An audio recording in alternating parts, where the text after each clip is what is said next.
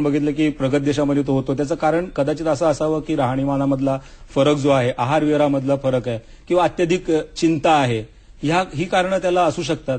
सर्वात महत्वाचं आणि टाळता येण्याजोगं कारण म्हणजे कोणत्याही प्रकारचं तंबाखूचं सेवन. हे मी जरूर आपल्या प्रेक्षकांना सांगू इच्छितो की टाळण्यायोग्य जे काही कारण कॅन्सरचं आहे त्यामध्ये तंबाखूचं कोणत्याही प्रकारचं सेवन हे एक कारण आहे. तर कृपा करून तंबाखूचं सेवन टाळा. येस, आपण आता आयुष संजीवन चिकित्सेकडे जातोय. सर, आपण बघितलं आधुनिक चिकित्सेमध्ये आपल्याला शस्त्रक्रिया किंवा किमो रेडिएशन हे दोन भाग आहेत, पण आयुष संजीवन चिकित्सेचे जे विशेष आहे की ते संजीवनी देणारं, म्हणजे खरोखर मृत्यूच्या दारात असणारं रोखणारं, जसं संजीवनी आपल्या श्रीरामांसाठी वापरली गेली होती त्यावेळेस, तर तशाच प्रकारे हे मला वाटतं आधुनिक प्रकारचं असं हे आधुनिकता असणारं हे जे आयुर्वेदिक जी काही सिद्धांतावरती आधारित असलेले हे जे औषध चिकित्सा आहे त्याविषयी आपण बोलूया. पण तत्पूर्वी अजून एक फोन कॉल. नवी मुंबईहून आपल्याला काही लोक प्रश्न विचारतायत. बोला, प्रश्न विचारा आपला. हॅलो. हा, बोला. माझ्या भावाला ब्रेन झाले. कुठला कॅन्सर आहे? Brain tumour. Brain tumour. Yes, आपण ब्रेन ट्यूमरचे केस बघणार आहोत. त्याच स्वरूपात प्रश्न आहे आपल्याला. जरूर फोन ठेवून उत्तर आहे का भीमराव? आपण कार्यक्रमात पुढे आपण जेव्हा आता इथून पुढे जेव्हा आपण केसेस बघणार आहोत त्याच्यात एक ब्रेन ट्यूमरची केस डॉक्टरांनी खास प्रेझेंट करण्यासाठी आणलेली आहे की ज्याच्यामध्ये आयुष संजीवन चिकित्सेचा वापर करून तो रुग्ण पूर्ण बरा झालेला दिसतोय आपल्याला. ती केस आपण बघणार आहोत पुढे, पण तत्पूर्वी आपण आयुष संजीवन चिकित्सेविषयी जाणून घेणार आहोत. त्यामुळे थोडंसं आपण वाट बघा उत्तरासाठी आपल्या. आपण त्यांना उत्तर जेव्हा आपण केस प्रेझेंट करू तेव्हा देऊया. सर, आयुष संजीवन चिकित्सेचा काय रोल आहे? आधुनिक चिकित्सा आणि आयुष संजीवन चिकित्सा ह्याच्यामधला मूलभूत फरक काय आहे तो इथे आपण बघूया. आधुनिक चिकित्सेचे जे महत्वाचे आपल्याकडे उपचार आहेत, शस्त्रक्रिया, केमोथेरपी आणि रेडिएशन, या तिन्ही गोष्टी ज्या आहेत, या अतिरिक्त ज्या कोशिका तयार होतात त्या मी मगाशी सांगितलं, त्या नष्ट करण्यासाठी त्याचा वापर होतो. तर आयुष संजीवन चिकित्सेमध्ये ह्या कोशिका तयारच होऊ नयेत असा आपण प्रयत्न करतो. त्याचबरोबर ज्या कोशिका अतिरिक्त तयार झालेल्या आहेत त्या देखील आपण शरीरामधनं नष्ट करण्यासाठी शरीराला मदत करतो. आणि हे दोन्ही गोष्टी झाल्यानंतर हा व्याधी पुन्हा उत्पन्न होऊ नये हे अत्यंत महत्वाचं आहे. त्याला आपण रसायन चिकित्सा किंवा अपुनर्भव चिकित्सा असं आयुर्वेदामध्ये त्याला म्हटलं जातं.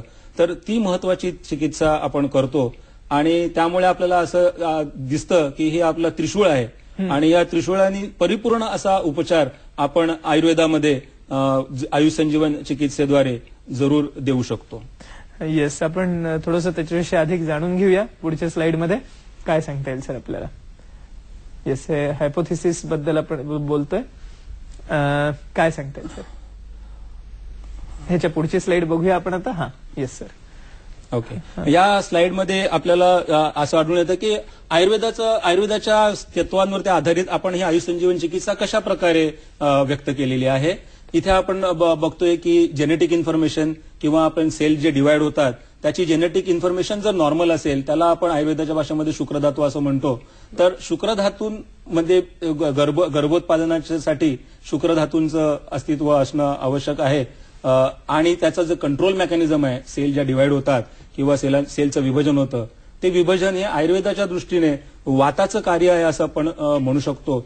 आणि हे जर दोन्ही प्राकृत असतील तर नॉर्मल सेल्स तयार होतात. ओके. सो म्हणजे नॉर्मल सेल तयार करण्यासाठी आपल्याला शुक्र धातू आणि वात या दोन, बरोबर आहे, या दोन गोष्टींवरती आपल्याला जास्त भर दिला पाहिजे. तर आपण इथे बघतो की ऍबनॉर्मल सेल कसं तयार होतं. या स्लाइडमध्ये आपल्याला दिसून येईल की ऍबनॉर्मल सेल म्हणजे ही जी जेनेटिक इन्फॉर्मेशन आहे ती जर चुकीची असेल, डिफेक्टिव्ह असेल किंवा शुक्रामध्ये किंवा बीजामध्येच जर काही दोष निर्माण झाला असेल, बरोबर, आणि वाताचा जो कंट्रोल आहे, वाताचं जे नियंत्रण जे आहे ते कोणत्याही तात्कालिक कारणांमुळे, इटिओलॉजिकल फॅक्टर्समुळे जर बिघडलं तर मग डिफेक्टिव्ह सेल जनरेशन किंवा कॅन्सरस ऍबनॉर्मल सेल्स तयार होऊ शकतात. ओके. सो हे झालं, हे महत्वाचा भाग आपण आता सांगितलं. सो आयुर्वेदीय जे चिकित्सा तत्व आहे त्याविषयी आमच्या प्रेक्षकांना काय मार्गदर्शन करता येईल आपल्याला? आयुर्वेदामध्ये ज्या शमन आणि शोधन या दोन प्रकारच्या चिकित्सा सांगितल्या आहेत, या चिकित्सा पद्धतीचा वापर आपण आयुष संजीवन चिकित्सेमध्ये करतो. शमन म्हणजे आयुष संजीवन औषधांचा वापर, पोटात घेण्यासाठी औषधांचा वापर, आणि शोधन म्हणजे आपल्याला माहिती आहे पंचकर्माचे 5 प्रकार आपण दाखवलेले आहेत. वमन, विरेचन, बस्ती, नस्य आणि रक्तमोक्षण हे 5 प्रकार शोधनाचे आहेत. त्यापैकी सर्वच आपण पंचकर्म करतो. ज्या रुग्णाला ज्या प्रकारचं पंचकर्म आवश्यक आहे ते पंचकर्म आपण करतो. पण आयुष संजीवन चिकित्सेमध्ये आम्ही विशेष भर हा बस्तीला देतो. कारण आयुर्वेदामध्ये बस्ती चिकित्सा म्हणजे ही अर्धी चिकित्सा असंच सांगितलं आहे. तर बस्ती हा जो प्रकार आहे हा अनेकांच्या मनामध्ये अशी शंका असते की बस्ती म्हणजे फक्त एनिमा. तर बस्ती हा एनिमा नसून ती औषधं देण्याची एक पद्धत आहे. जसं आपण गोळ्या घेतो किंवा जसं आपण इंजेक्शन देतो तसं शरीरामध्ये औषध देण्याची ही एक प्रक्रिया, एक पद्धत आहे. आणि बस्तीमुळे बस्तीच्या द्वारे दिलेली जी औषधं आहेत ती शरीरामध्ये चांगल्या प्रकारे ऍब्झॉर्ब होऊ शकतात आणि त्वरित ऍब्झॉर्ब होतात. जे आपण पोटामध्ये औषधं घेतो त्याच्यावरती शरीराच्या जठराग्नीचा क्रिया होऊन ती बदलतात आणि नंतर ती ऍब्झॉर्ब होतात. पण बस्ती दिला तर बस्तीतील जे औषधी घटक आहेत ते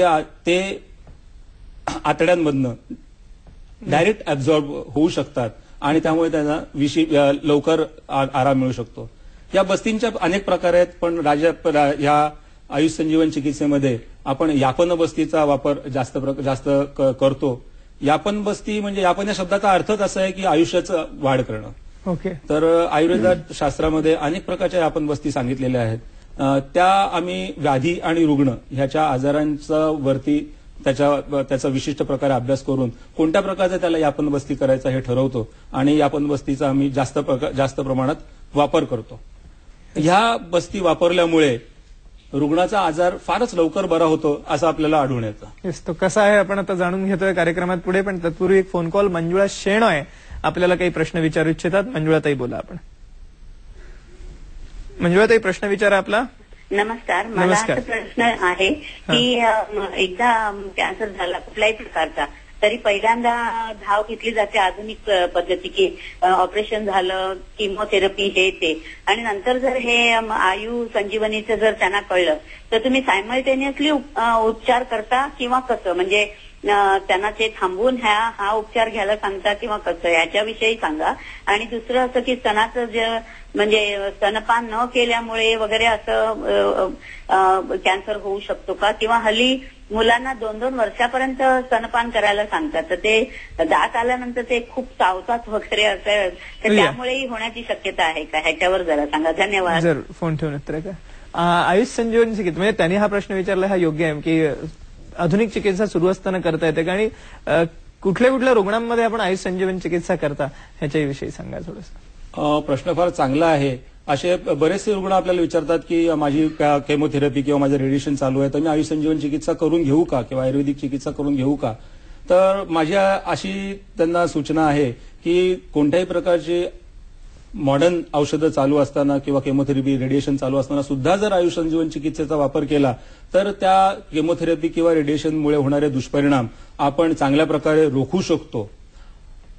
आता आमच्याकडे असे रुग्ण येतात की ज्यांना केमोथेरपी आणि रेडिएशन करायचं नाही किंवा डॉक्टरांनी त्यांना केमोथेरपी आणि रेडिएशन करू शकणार नाही असं सांगितलंय, हा साध्यच झालंय, असे रुग्ण सुद्धा येतात आणि त्यांना सुद्धा आपण आयुष संजीवन चिकित्सेचा वापर चांगल्या प्रकारे करतो. दुसरा त्यांचा जो प्रश्न होता स्तनपानाविषयी, स्तनपान करणं हे अत्यंत आवश्यक आहे आणि पण चावल्यामुळे किंवा जखम झाल्यामुळे कॅन्सर होतो, स्तनाचा कॅन्सर होतो असं काही नाही.